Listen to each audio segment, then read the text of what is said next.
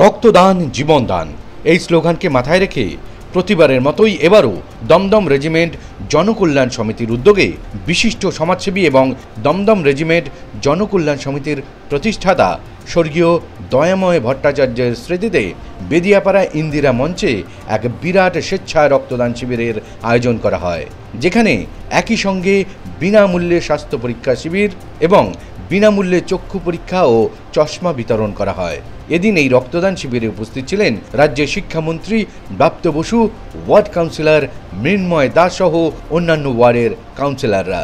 একই সঙ্গে এদিন সংস্থার তরফ থেকে উপস্থিত ছিলেন দমদম রেজিমেন্ট জনকল্যাণ সমিতির সম্পাদক নির্মল রায়, সভাপতি গৌরাঙ্গ ভট্টাচার্য, কোষাধ্যক্ষ সুব্রত মজুমদার সহ সংগঠনের অন্যান্য সদস্যরাও।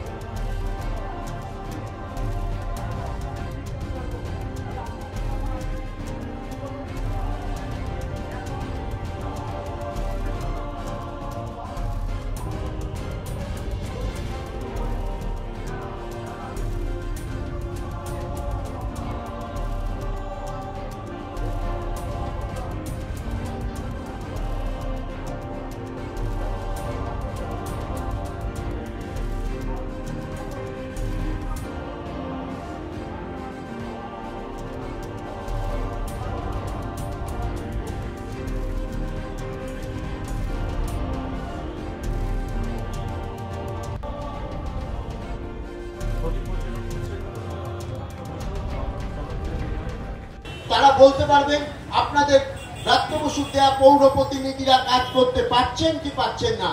এটাই হচ্ছে আমাদের মূল কাজ, মানুষের পরিষেবা দেয়া, মানুষের যাতে পরিষেবাগুলো মানুষ ঠিকঠাক পায় হচ্ছে, সেটা আমরা বইটা কিনে দিতে পারছি কিনা, তাকে হসপিটালে ঠিক করে চিকিৎসার ব্যবস্থা করে দিতে পারছি কিনা, তার সামগ্রিক চাহিদাটা আমরা পূরণ করে দিতে পারছি কিনা। আমরা আশা করব আমাদের প্রত্যেকটা অঞ্চলে পৌর প্রতিনিধিরা এত ভালোভাবে কাজ করেন। আর আজকে মৃন্ময় খুব সাকসেসফুলি এই ওয়ার্ডে খুব তার পৌর প্রতিনিধিত্ব চালাচ্ছে। সে ভোটের কথা বলেছে, ভোটের জেতার কথা বলেছে, কম্পিটিশনের কথা বলেছে। এগুলো দয়াময়দা তিনি ভোট মেশিনারি থেকেও খুব ভালো করে বুঝতেন যে কি করে এই এলাকার উন্নতি করা যায়। এগুলো সবসময় উনি যে পরিমাণ ভাবে তৎপর হয়ে, কখনো সৌগত রায়, কখনো আমি বা আমার মাধ্যমে বিভিন্ন সরকারি দপ্তরে ঘুরে কাজ করতেন। আমি তো বলবো যে তার ছেলে হিসেবে গৌরাঙ্গ যদি রাজনৈতিক কোনো মডেল করতে চায়, দয়াময়দাকেই মডেল করা উচিত। শ্রদ্ধেয় দয়াময়দা তার নামের ভিতরেই মানুষের প্রতি যে দয়া ভাব, তিনি কারোর সাথে কথা বললে পরে সেই মানুষটা যেন স্বস্তি বোধ করতেন। অর্থাৎ দয়া ভাবের উদ্ভব তখনই ঘটত যখনই কারোর সাথে তিনি বাক্যালাপ করতেন। আজ তিনি হয়তো আমাদের থেকে বহু দূরে আছেন। অনেক সময় তিনি শুনতেন যে এই কাজগুলো করলে ভালো হয়, প্রত্যেকটা পরামর্শে তিনি সায় দিতেন। এই রকম একজন মানুষ যাকে আমরা অকালে হারালাম কোভিডের সময়, তার মৃত্যুতে সত্যিই আমরা গভীরভাবে শোকায়িত হয়েছিলাম। আমাদের সেই বেদনা আজও মনের মধ্যে রয়েছে। আমরা তার স্মরণে আজকে এইখানে গৌরাঙ্গ ভট্টাচার্য, মূলত ও এখানে এই রক্তদান শিবিরের আয়োজন করেছে। উদ্দেশ্যে যা স্মৃতির উদ্দেশ্যে আজকে এই বেদিয়াপাড়ার এই মুক্ত মঞ্চে রক্তদান উৎসবের সাথে স্বাস্থ্য শিবির এবং চক্ষু পরীক্ষা এবং চশমা প্রদান এই অনুষ্ঠানটাও আজকে এখানে হচ্ছে। তো প্রতি বছর এখানে বিভিন্ন সামাজিক কাজকর্মের মধ্যে দিয়ে এই অনুষ্ঠানগুলো হয়। প্রিয়, নামটাও প্রিয়, সামনের সুধী দর্শকবৃন্দ, মঞ্চ উপবিষ্ট রাজনৈতিক প্রতিনিধি, আমাদের এখনকার এবং আগেকার কাউন্সিলররা, যে বিশেষ কারণে আমরা এখানে এসেছি আজকে শ্রদ্ধেয় দয়াময় ভট্টাচার্যের স্মৃতিচারণের উদ্দেশ্যে এখানে রক্তদান উৎসব আয়োজিত হচ্ছে। আমি আজকে রক্তদান সম্বন্ধে দু চারটে কথা এখন আমাকে বলার জন্য অনুরোধ করেছে। আজকে সবচেয়ে আমাদের দুঃখ এবং আনন্দের দিন। দুঃখের দিন এই কারণে, কারণ আমরা আমাদের বেদিয়াপাড়ার অন্যতম রূপকার, বেদিয়াপাড়ার প্রাণপুরুষ, আমাদের অতি প্রিয় বন্ধু মাননীয় দয়াময় ভট্টাচার্যকে আমরা হারিয়েছি আজ প্রায় 5 বছর হতে চলল।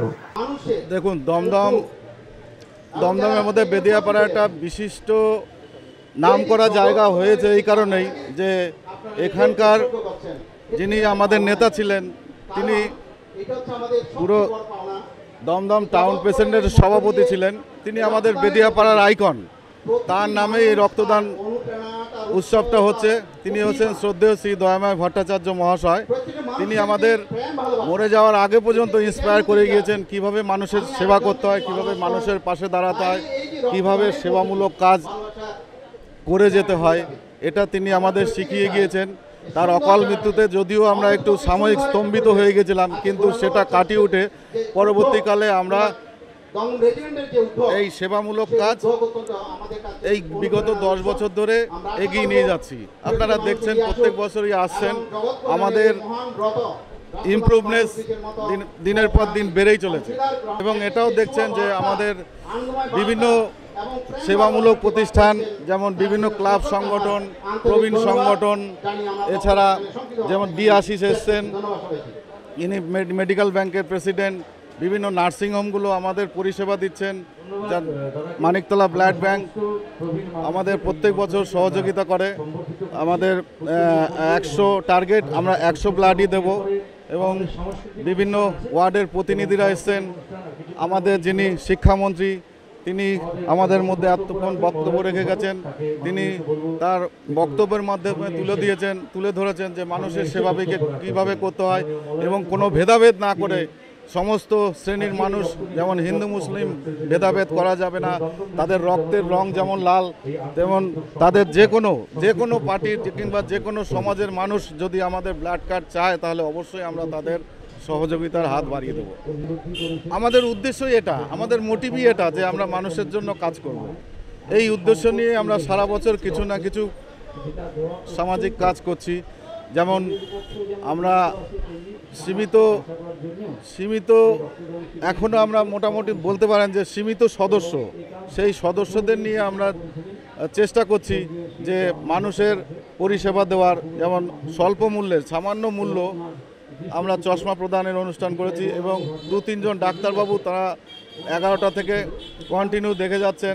মানুষের এখন চোখের অনেক সমস্যা, এই তারা বিভিন্ন জায়গা থেকে যে পেশেন্টরা এসছেন তাদেরকে সবাইকে পরিষেবা দিচ্ছেন। কোভিডের কথা আপনাদের এর আগে আমরা বলেছিলাম।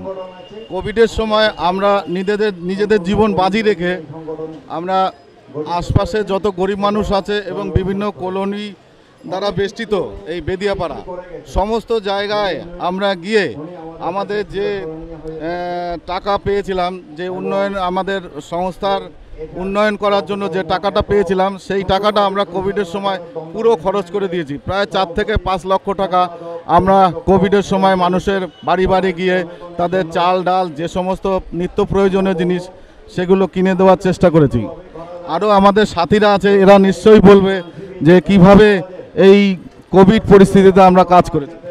জনকল্যাণ রেজিমেন্টাল সমিতি সৃষ্টি হয়েছিল জনকল্যাণমূলক কাজ করার জন্য। যেমন কোভিড সিচুয়েশনের সময় থেকেই দেখেছি, তার বহু আগে থেকেই জনকল্যাণ সমিতি তৈরি হয়েছিল, এবং কোভিড সিচুয়েশনে যখন মানুষ নিজেদেরকে আটকে রেখেছিল সেই সময়ও সবাই দলবদ্ধভাবে এগিয়ে এসে তারা কিন্তু প্রত্যেকের দান দেওয়া এবং প্রত্যেকের পরিবারের খোঁজ খবর নেওয়া, এই কাজগুলো বিভিন্ন আগ্রহের সাথে করে গেছে বিপদের ঝুঁকি নিয়ে। শুধু তাই নয়, কোভিড চলে গেছে 5 বছর হয়েছে, তারপরেও প্রত্যেক বছর যারা পিছিয়ে আছে তাদেরকে বই দান এবং তাদের এই যে রক্তদান হচ্ছে বিভিন্ন সময়েও দেখতে পায়, অসময়ে যারা যখনই সাহায্য চেয়েছে, কার্ড চেয়েছে, তাদেরকে অত্যন্ত আগ্রহের সাথে এগিয়ে দেওয়া, এবং যারা চিকিৎসা করতে পারে না তাদেরকে এগিয়ে নিয়ে আসা, এবং তাদেরকে চশমা, দেখতেই পাচ্ছেন চশমা প্রদান, ইসিজি, বিভিন্ন রকমভাবে চিকিৎসা করানোর ব্যবস্থা করা হচ্ছে। এইভাবে এগিয়ে চলছে এবং আমরা আশা রাখবো আগামী দিনে যেন আরও এগিয়ে নিয়ে যেতে পারি আমাদের এই জনকল্যাণ সমিতিকে। কোভিডের সময় সবাই আমরা রাস্তায় নেমে কাজ করেছি, নিজেদের প্রাণ হাতে নিয়ে রাস্তায় নেমে গেছি কাজ করার জন্য। একটা সময় কাকু যখন ছিলেন, দয়া কাকু, প্রবীর কিচ্ছু মানিনি, সবার কাছে, দর্শকের কাছে, সবার কাছে উনি গেছেন, দর্শককে দেখেছেন, সবাইকে উনি গিয়ে নিজেই প্রবীর হয়ে গেলেন, তিনি প্রাণ হারালেন অকালে। আমরা 100 লোকের রক্তদান শিবির আমরা সম্পূর্ণ করব, এইটা আমাদের একদম টার্গেট, এবং 100-র উপরে আমাদেরকে রক্তদান মোটামুটি হয়ে যাবে। আমরা এই রক্তদানের জন্য করোনা কোনো কিছু বাদ দিয়ে নিয়ে আমরা যেভাবে আমরা এগিয়ে যাচ্ছি, আগামী দিনগুলো আরও আমাদের যাতে আরও ভালো হয়। আর আমাদের যিনি আমাদের আর কাছে নেই, তিনি তো আর উপর থেকে আছেন। এবছরের রক্তদান এই গরমের মধ্যে আমরা যারা এসছে তাদের প্রত্যেককে অভিনন্দন। আরও বড় হয়, আরও লোক আসবে, এখন আমাদের সারাদিন বাকি আছে। আমরা দীর্ঘ 10-12 বছর ধরে এটা করে আসছি। আমাদের মেন যে এই প্রোগ্রামের যে এই দমদম রেজিমেন্ট জনকল্যাণ সমিতি তৈরি করার যে মেন লোক কাকু দয়াময় ভট্টাচার্য স্বর্গীয়, ঠিক আছে, ইনি ছাড়া আমাদের কোনো অস্তিত্ব নেই। ইনি আমাদের মেন লোক। আজকে ইনি আমাদের মধ্যে নেই, করোনা কালে ইনি লড়তে আমাদের ছেড়ে চলে গেছে, কিন্তু ওনার করে দিয়ে যাওয়া জিনিস সেগুলো আমরা এগিয়ে নিয়ে যাচ্ছি, এবং যতদিন আমরা বেঁচে থাকবো ততদিন ওনার স্মরণে, ওনার স্মৃতিতে বেদিয়াপাড়া 11 নম্বর ওয়ার্ডে দমদম রেজিমেন্ট জনকল্যাণ সমিতির পক্ষ থেকে এই রকম উদ্যোগ চলতে থাকবে, আগামী দিনেও চলবে। এই প্রোগ্রামটা আমাদের প্রতি বছরই হয়, এরমভাবেই হয়, এত লোক হয়, 100 জন রক্তদাতা আমাদের মধ্যে রক্ত দেয়। আর এই কাকুর উদ্দেশ্যে আমরা এই রক্তদান শিবিরটা প্রতি বছর চালিয়ে যাচ্ছি। আগামী দিন চেষ্টা করব আরও ভালো করার, আরও লোক করার, আরও 100 জনের জায়গায় 200 জন যাতে রক্ত দেয়, আরও যাতে আমাদের এই কাজ এগিয়ে যায়। ধন্যবাদ।